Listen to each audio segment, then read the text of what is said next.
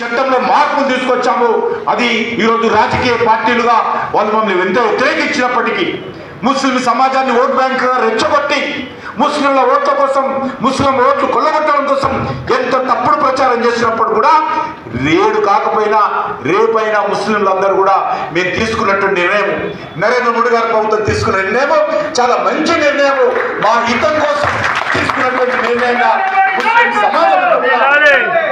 ముస్లిం సమాజంతో కూడా మరి ఈరోజు అభినందిస్తున్న విషయం మాకు పూర్తి విశ్వాసం ఉంది. అందుకే ఈరోజు మనవి చేస్తా ఉన్నాను.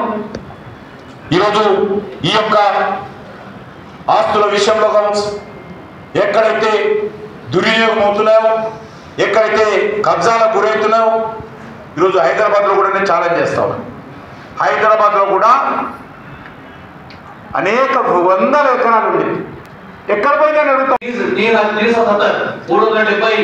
370 అధికారులు తీసివేయడం రెండో తోఫా, మూడో తోఫా వచ్చేసి ఈ వక్ఫ్ సవరణ బిల్లు.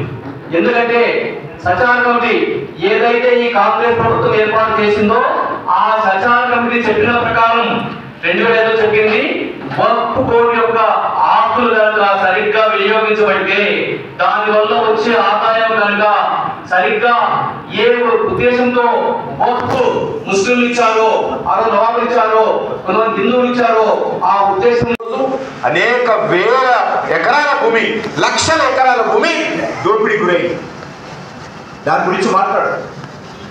ఈరోజు మేము మనవి చేస్తా ఉన్నాను, ఈ చట్టం వచ్చిన తర్వాత గజం భూమి ఎవరైనా కబ్జా చేస్తే, ఏ నాయకుడు కానీ, ఏ పార్టీ వాడు కానీ, ఏ మత నాయకుడు కానీ ఎవరైనా కబ్జా చేస్తే ఖచ్చితంగా అది మెడలు వంచి ఈరోజు ఆ భూమిని రక్షించేటువంటి బాధ్యత నరేంద్ర మోడీ గారి ప్రభుత్వం అని మనం చేస్తాం.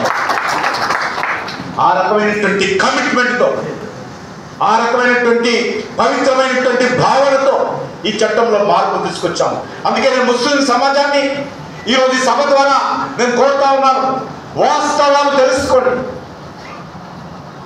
ఒక పవిత్రమైనటువంటి భావనతో ఈ చట్టంలో మార్పు తీసుకొచ్చాము.